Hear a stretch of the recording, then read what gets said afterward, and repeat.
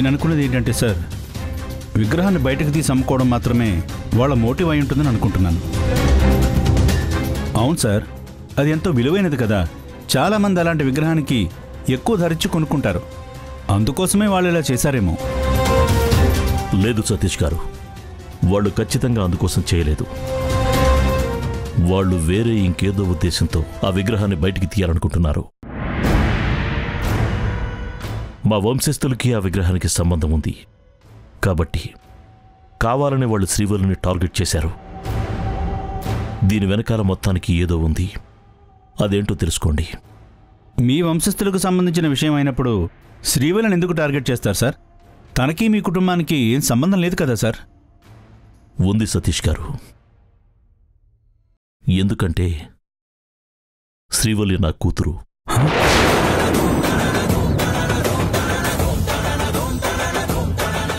ఏంటి సార్ మీరనేది? అవును, నా సీత ఎక్కడుందో తెలిసిపోయింది. శ్రీవల్లి వాళ్ళ అమ్మాయి నా సీత. తను నాకు దూరంగానే ఉండాలనుకుంటుంది. అందుకే ఈ విషయం నేను మీతో చెప్పలేదు. నా కూతుర్ని బాధ పెట్టిన వాడిని విడిచిపెట్టొద్దు. వాడిని వదలకండి. అసలు వాడి మనసులో ఏముందో అది బయటికి కక్కించండి. మీరేం వర్రీ అవ్వకండి సార్, వాడిపైన నేను చూసుకుంటాను. వాడు ఎలా నిజం చెప్పడో నేను చూసుకుంటాను. థ్యాంక్ యూ సతీష్ గారు. అమ్మా, నేను ఒక విషయం అడుగుతాను, నిజం చెప్పు. ఏ విషయం శ్రీవల్లి? ఈ మధ్య నువ్వు నన్ను కలిసారా?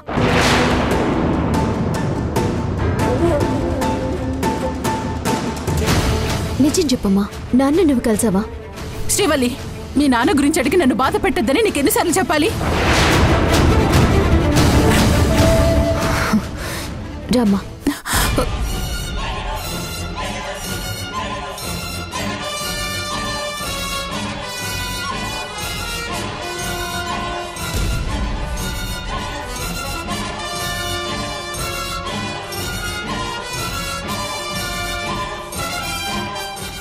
నువ్వు నిత్యం పూజించే ఈ సుబ్రహ్మణ్య స్వామి మీద ఒట్టేసి చెప్పమ్మా. నేను నాన్న ఎవరు అని అడగట్లేదు. ఈ మధ్య నువ్వు నాన్నని కలిసావా అని అడుగుతున్నాను. నా ప్రశ్నకి సమాధానం చెప్పమ్మా.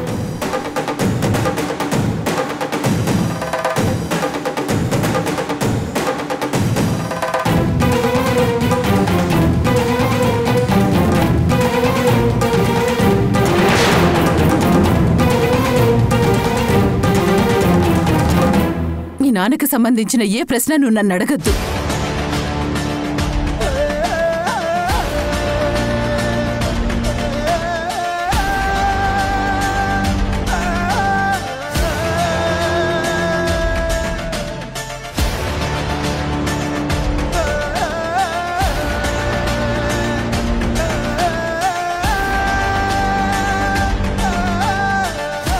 అంటే అమ్మ నాన్నలు ఖచ్చితంగా కలిశారు. కాల చెప్పింది నిజం. అవునా ఆంటీ? నాకు చాలా హ్యాపీగా ఉంది. అలాగే aunty. Hi Srivalli. Hi Subbu. Hi ఆది గారు. హాయ్. మన ఎంగేజ్మెంట్ ఫిక్స్ అయిందని ఆంటీ ఇప్పుడే కాల్ చేసి చెప్పారు. ఇంతలో నువ్వే వచ్చావు. అవునా అబ్బాయి, ఎంత మంచి మాట చెప్పావు. అయితే మీ ఇద్దరికి కంగ్రాచులేషన్స్. థ్యాంక్స్ బాబాయ్. థ్యాంక్స్ ఆది గారు. సుబ్బు, నేను నీతో ఒక విషయం గురించి మాట్లాడటానికి వచ్చాను. చెప్పు శ్రీవల్లి, దేని గురించి? నేను తీసుకున్న నిర్ణయాలు, నేను చేసే పనుల గురించి నాకు ఒక క్లారిటీ కావాలి. క్లారిటీయా? క్లారిటీ ఏంటి? నేనే పని చేసినా అది కరెక్ట్ అని నువ్వు నమ్ముతావా? ఏంటి శ్రీవల్లి అలా కొత్తగా అడుగుతున్నావు? నేను చేసిన పని ఎప్పుడైనా తప్పు పట్టానా? లేదు, కానీ నమ్ముతావా లేదా అనేది చెప్పు. నమ్ముతాను. నువ్వు ఏ పనైనా బాగా ఆలోచించే చేస్తావు. అందులో తప్పుండదని నాకు తెలుసు. ఇంతకీ ఇప్పుడు ఏ పని చేద్దాం అనుకుంటున్నావు? ఏ నిర్ణయం తీసుకున్నావు? చిన్నప్పటి నుంచి నేను వెతుకుతున్న ప్రశ్నకి సమాధానం తెలుసుకోవాలనుకుంటున్నాను. నాకు నువ్వు ఇంకొక విషయం గురించి క్లారిటీ ఇవ్వు. ఏంటది? నిజం తెలుసుకోవటం ముఖ్యమే కదా? ముఖ్యమే. సరే, నేను వచ్చిన విషయం మాట్లాడేశాను, ఇక వెళ్తాను. అదేంటి శ్రీవల్లి, అలా అడిగి క్లారిటీగా చెప్పకుండా వెళ్ళిపోతానంటావు?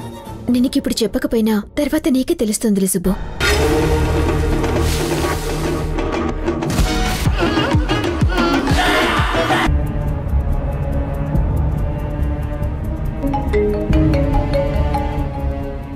హలో, చెప్పు విక్రమ్. సార్, శ్రీవల్లి ఇక్కడికి వచ్చి కేసు విత్డ్రా చేసుకుని కాలాన్ని రిలీజ్ చేయమంటుంది సార్. ఏంటి?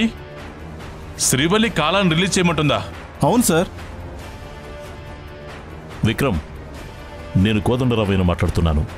నేను కేశవ వెంటనే బయలుదేరి అక్కడికి వస్తున్నాం. నేను వచ్చే వరకు వాళ్ళని వదిలిపెట్టకు. శ్రీవల్లి ఎంత చెప్పినా వినడం లేదు సార్. రూల్స్ మాట్లాడుతుంది సార్. నేను వాళ్ళని ఎక్కువసేపు ఆపలేను సార్, కానీ నా ప్రయత్నం నేను చేస్తాను. మీరు వీలైనంత త్వరగా వచ్చేయండి. కేశవ, బండితి పద.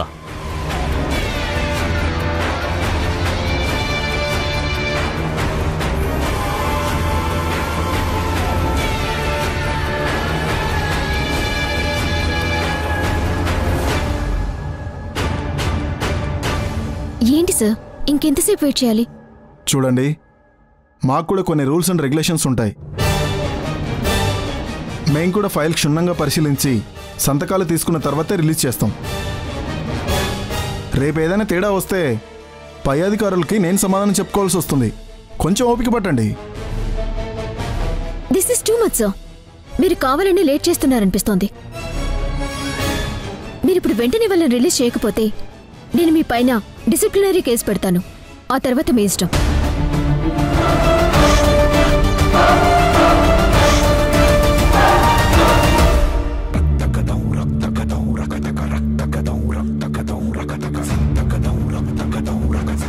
నువ్వు చెప్పినట్టు విడిపించాను కదా, ఇప్పుడు చెప్పు, ఎవరు మా నాన్న?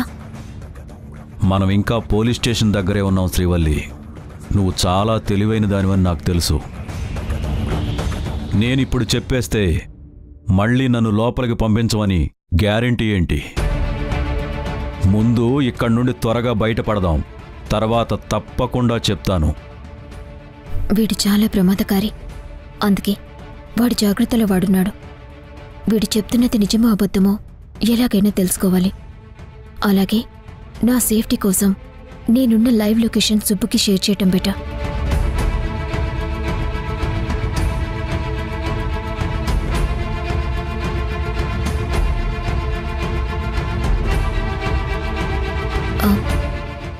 సరే, పదండి.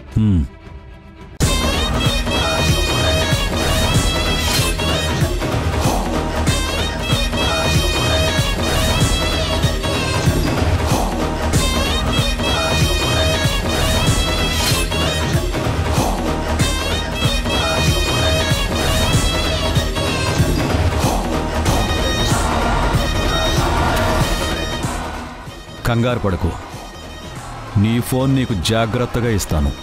త్రయంబక, స్విచ్ ఆఫ్ చేయి. అలాగే గురుజీ.